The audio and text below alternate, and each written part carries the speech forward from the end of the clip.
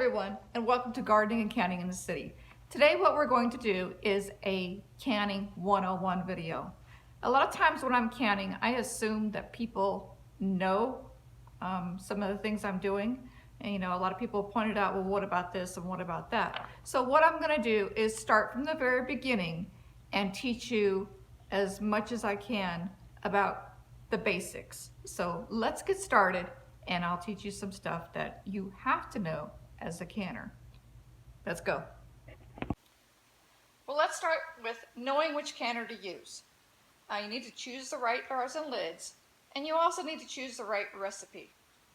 The canners, there's two different kinds of canners. One is a water bath canner, and one is a pressure canner. A water bath canner is basically just a big pot with a rack in the bottom. You can see I actually have two racks in the bottom because I like to use, this is actually from my canner, my pressure canner, because there's a rack on the bottom, but the problem is the jars can tilt and have issues with them falling over. So I put this rack from my pressure canner inside of it, and that just stabilizes the jars. And then what's nice about this one is on the very top, depending on what zone you're in, once it hits the green section, you know that your temperature is correct, which will be 215 degrees for boiling point. So, but you don't have to get an expensive canner like this. This is a Victoria.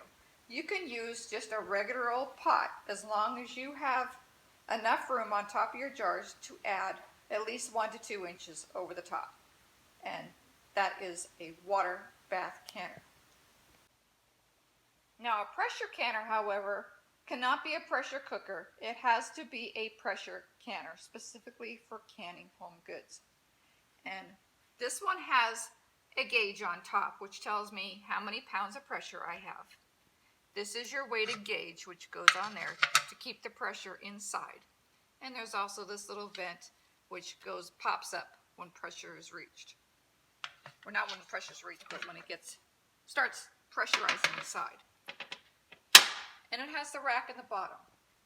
Now, the difference between a pressure canner and a water bath canner as far as canning, when you're water bath canning, you cannot stack your jars. You can only do single layer.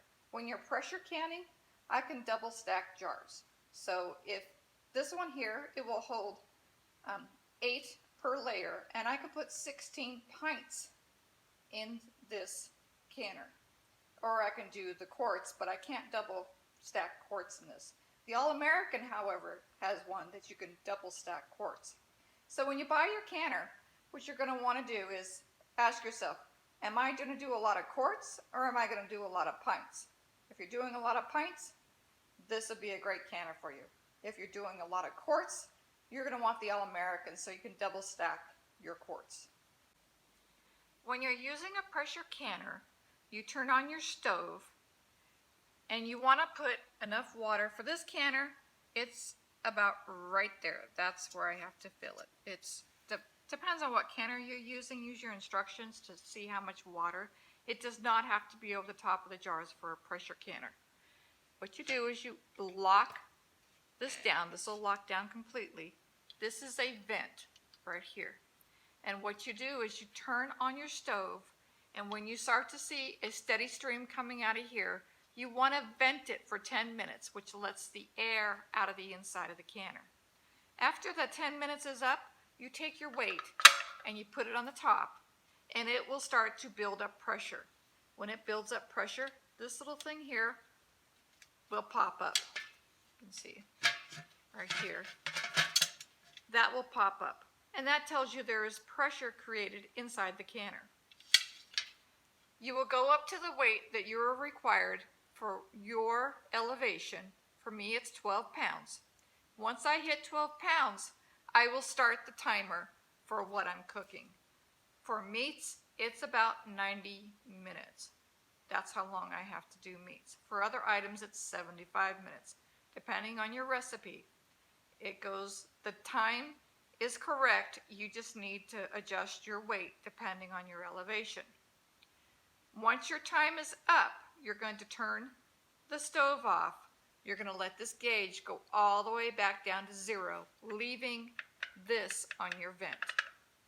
When it goes all the way down to 0, that does not mean that the pressure is gone. The pressure is not gone until this pops back down. Once that pops down, you can take this off. You might have a little air come out of there, but for the most part, you should be clear. Now you're going to let this thing cool down a little bit more for about 5 more minutes. You're going to take the lid off of it, and I usually let it vent like that, let some more steam come out of it.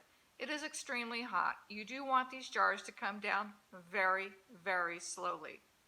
You do not want to leave these jars in overnight because it will spoil what's inside the jars. So if you're done canning for the evening, you can't just turn it off and go to bed. You have to wait until the pressure comes down, and you wait the 5 minutes, and then you take the jars out of the canner. Do not go to bed with your jars in the canner. You will wake up to spoiled food.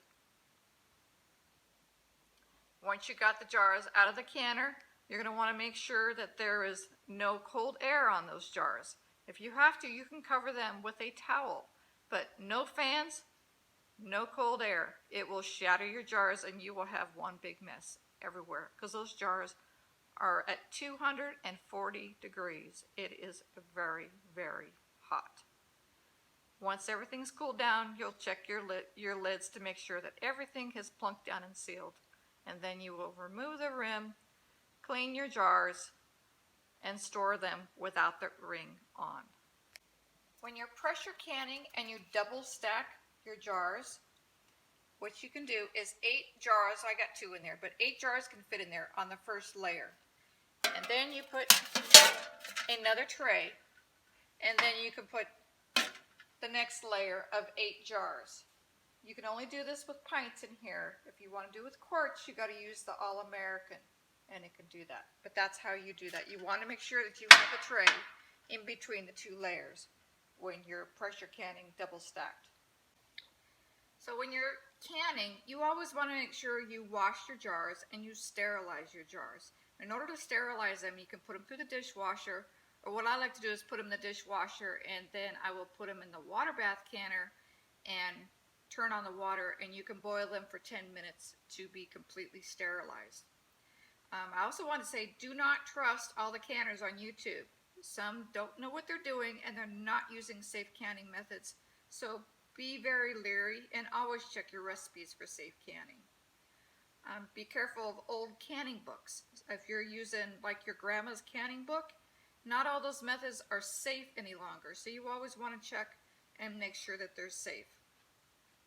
The USDA has a website. It's called National Center for Home Preservation, and there's a lot of information on safe canning methods and all the stuff I'm going to go over and what we're going to do.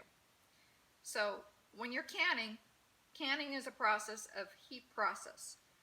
The heat destroys the microorganisms so that there's no spoilage and creates a vacuum hermetic seal. The technique and processing time and temperature is determined by the acidity of the food. Once the processed product is done, there is a hermetically sealed. Allows the pressure outside of the jar to be greater than inside the jar. The outside pressure pushes the lid down, and the sealing compound conforms to the lid, creating the hermetic seal. Hot processing is not optional. It is mandatory. You have to either water bath or pressure can, depending on the acidity of what you're canning. So I wanted to go over the jars. There is 4 different sizes of jars, and they can be a small mouth or they can be a large mouth. This is the 1/2 pint jar. The lids, you can see, have a seal in them right there. This is what causes it to have a hermetic seal, because this mounts to this. You always want to make sure you check the lid around here to make sure there's no cracks or anything, even if it's brand new, because I've seen them in brand new jars. And basically the ring just keeps it attached so that it will stay there and seal. And for 24 hours you leave that ring on, and then you take the ring off And when you store them, you will store them just like that. Okay. This is your 1 inch headspace. 1 inch headspace is the very bottom ring. This is your 1/2 inch headspace. And this is your 1/4 inch headspace. So your 1/4 inch headspace is what you're doing for jams and jellies. The 1/2 inch headspace, your 1/2 inch headspace, which is the middle line, is what you're going to use for mostly pickles, tomatoes, fruits, and relishes. The 1/4 inch headspace is your soft spreads and your fruit juices. And then of course anything that's pressure canned is going to be the 1 inch headspace, which is right on the bottom. This is your 1 pint jar. These can be stacked when you're doing in the pressure canner, but when you're in the water bath canner, they have to be single. This is a large mouth, which is great for when you're pressure canning meats. But for sauces, what I like to do is the small mouth. You can see this was a marinara right here. Because the sauces do better, and especially like when you're pickling vegetables, it helps to keep everything down a little better, whereas this gives you full access. Once you use a lid, you cannot reuse it for canning. However, you can reuse it if you're vacuum sealing, which is dry goods. So if you're vacuum sealing dehydrated stuff, you can reuse the lid for that. This is the 1/2 gallon jar. It's nice and large. This jar is great for juices. You can only can juices in this jar. Anything else has to be a dry, I use these for dehydrating. When I dehydrate, I will vacuum seal it in this jar to keep air from getting to stuff. So that's a great use for those. So when you're picking your jars, you want to get canning jars. You do not want to get the spaghetti jars from the store. Those spaghetti jars are not made to handle the high temperatures that are used for canning. If you're new to pressure canning, the best thing, make sure that when you open these jars and you're using them, you're not using silverware inside, because that will give a hairline scratch to the inside of these jars. Then when you go to can again, it will break your jar. So what I like to do is use brand new jars whenever I'm pressure canning. That way I'm ensured that, if I'm reusing a jar, it's not something that someone has scratched on the inside. I know it's a brand new jar and there's no scratches in there. These lids, it says on the box that you no longer have to heat these lids, but I have found that when I don't heat these lids, I have more failures. Out of, like 10 jars, I'll have 2 or 3 that'll fail. So I do still heat my lids. You don't boil them, you just put like hot water over them and just let them sit for a while. 5-10 minutes is plenty. This lid allows for venting. So when you put this on, you want to make sure that you don't put it down too tight. You just want to put it down like fingertip tight. Like right there is tight, just a little further. So what happens is when it's in the pressure canner, it allows for air to escape out of the jar so that when it vacuums down, there's no longer any air in that jar. And if you look at the top, this is a ping top. You hear that? That means the jar is not sealed. If you hear that ping. If it's down and you go to do it, it will not ping like that.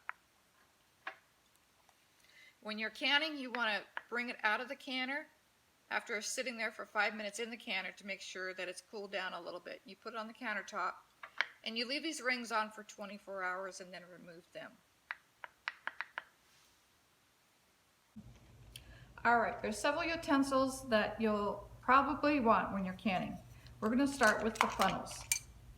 This is the funnels for your larger mouths and your medium mouth. This is for like your sauce jars. It's really nice and small. This helps you get everything in there without getting food all over your rims. This is a debubbler. This is what you use to get the air out. This also has on here all the different levels. So if you're doing like a 1/4 inch, 1/2 inch, 1 inch, it's marked on here. And what you do is you take the jar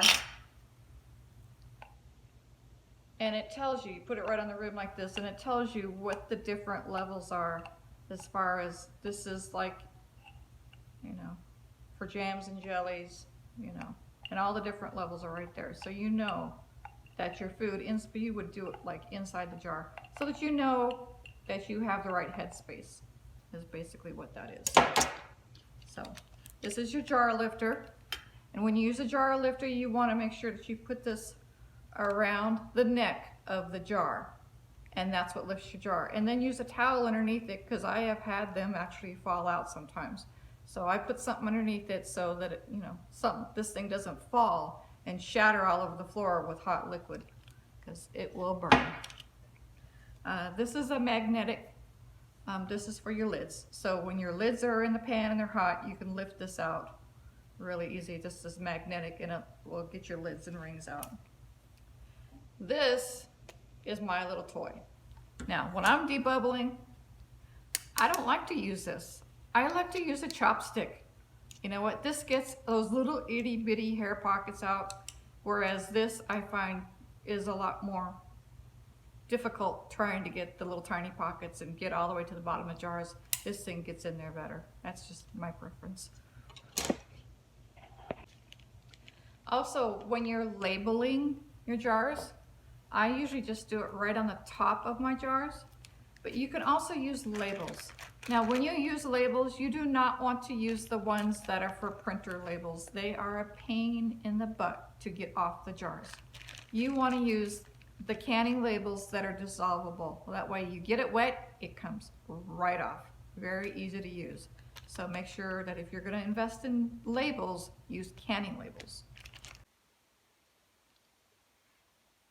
The addition of vinegar or lemon juice helps to increase the acidity and makes it safe for water bath canning. And that includes for pickles, relishes, chutney, condiments. Low acid foods must have increased acidity to be safe for water bath canning. Use only approved recipes if it contains a low acid ingredient. Once you're done with your canning, you're going to want to remove the rings after 24 hours and clean the jars thoroughly. You can clean with vinegar and salt and water to remove any mineral residue and any food debris. I'm going to store these in a cool, dark place.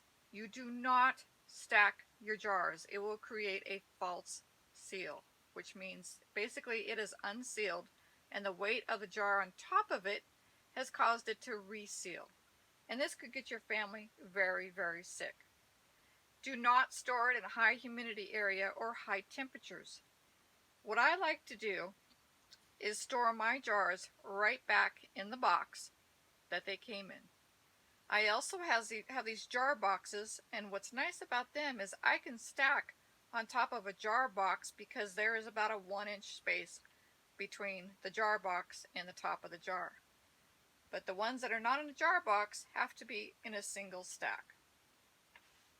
You can store your food up to 1 year. Over a year, it hasn't gone bad. It's just the quality will not be there. So some of the nutritional value will not be as good as it was. When you open your jar, you're going to want to visually examine and make sure that everything is good to go before you use your food. You want to make sure it's sealed. You want to touch this top, make sure that it's not popping and that it's sealed. Look inside the jar. You want to make sure there's no mold, no gases, no cloudiness, spurting of liquid, seeping, or yeast. Now we're going to discuss acidity. High acidity is a water bath method that goes up to 212 degrees, and it kills botulism, but it doesn't kill the botulism spores. High acid is what kills the spores. Items that have high acid are lemons, pickles, gooseberries, apricots, plums, apples, blackberries, sour cherries, peaches, sauerkraut, pears, and tomatoes. A pressure canner gets up to 240 degrees, and that you're going to use for your low acid foods. Low acid foods includes okra, carrots, beets, turnips, spinach, green beans, asparagus, lima beans, meats, stews, and chilies. You also have to pressure can peas and corn because they're considered neutral. And some of the things that you're going to not want to can are oats, wheat, flour, pasta, rice, bread, hominy, pie dough, eggs, dairy, milk, cheese, fats, peanut butter. All of those will go rancid and develop bacteria. Pie in a jar and cake in a jar are also not considered safe for canning.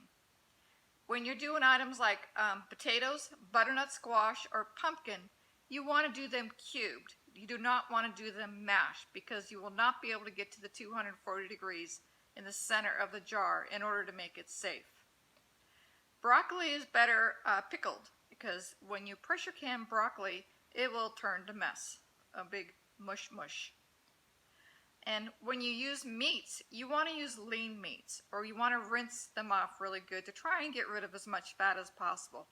You do not want to use organ meats such as pate, liver, duck, giblets, processed meats like hot dogs, anything with fillers like sausage are no good for pressure canning.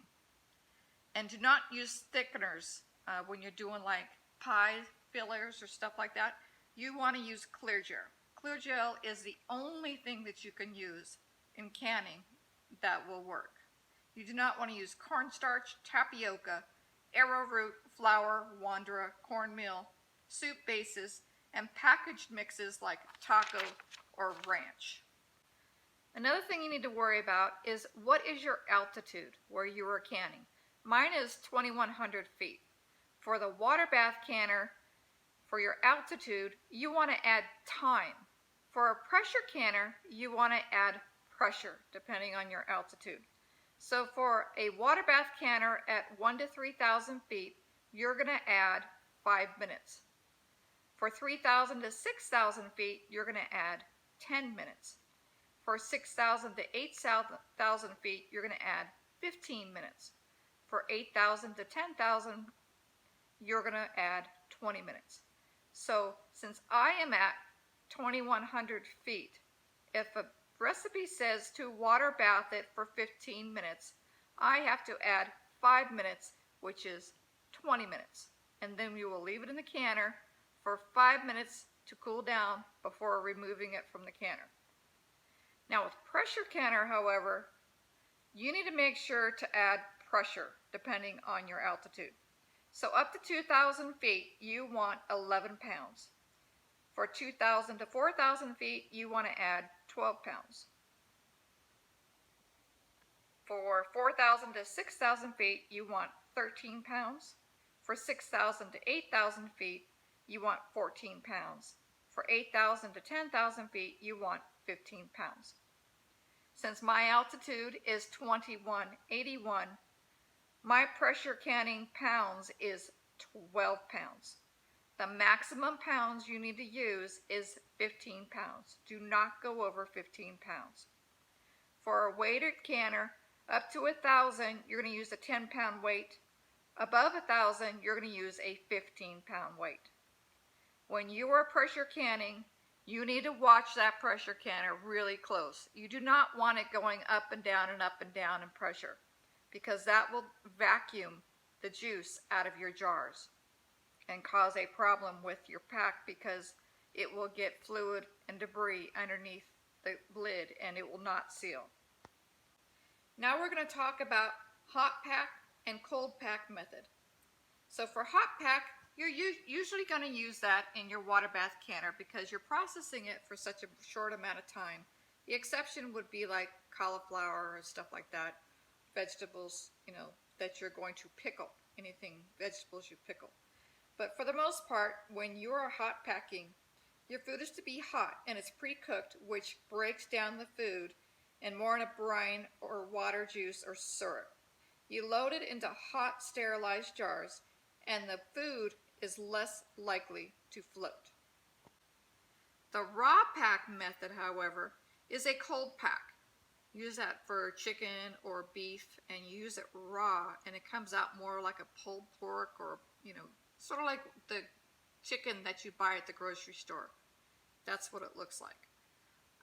It's better for, a cold pack is better for vegetables and used in fresh canning. What's nice about it is it's faster and easier because you don't have to pre-cook your stuff.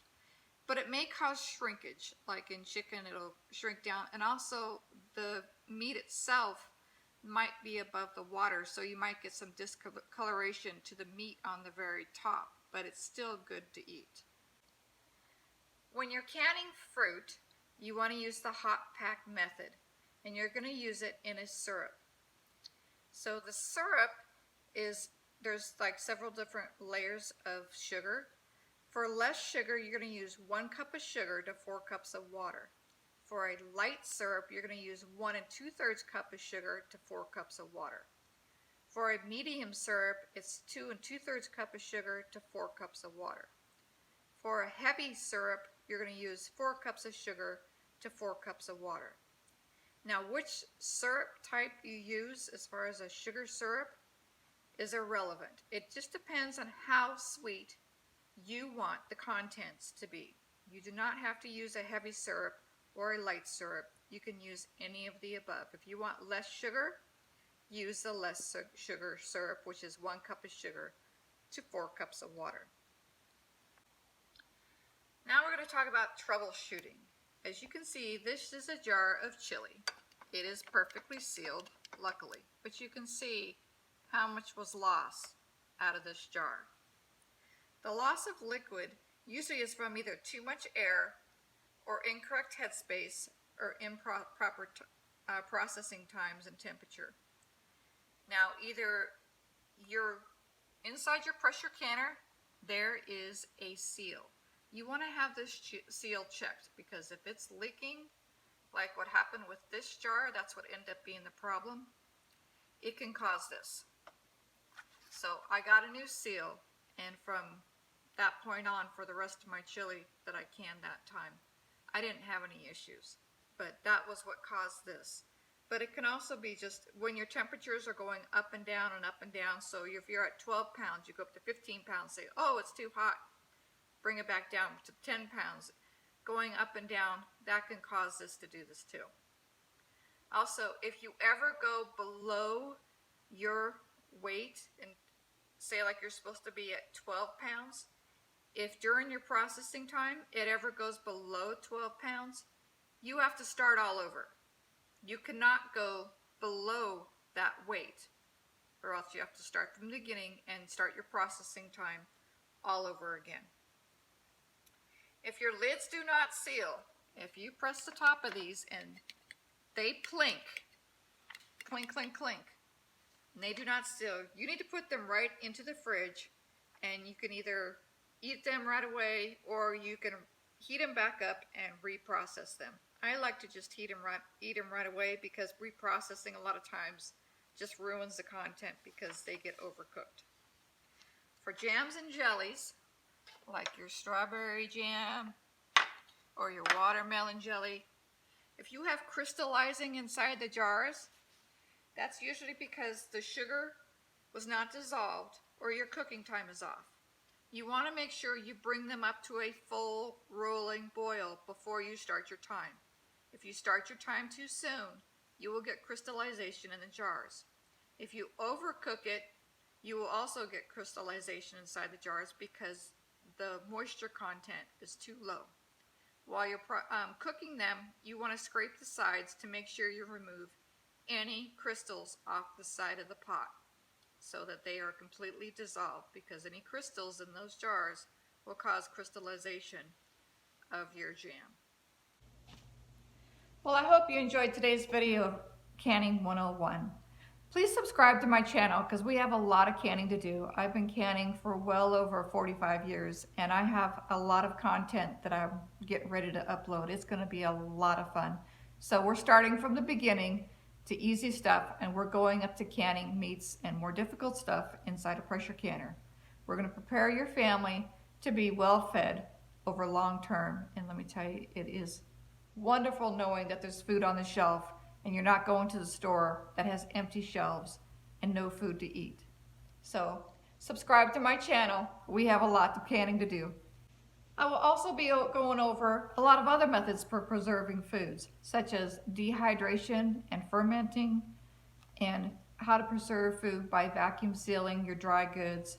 Um, how do I put food in buckets? Which foods can I put in buckets? Do I use oxygen absorbers? Do I not use oxygen absorbers? We're going to go over that over the next few months. So subscribe to my channel, and this is going to be a great ride. Thank you. Have a great day.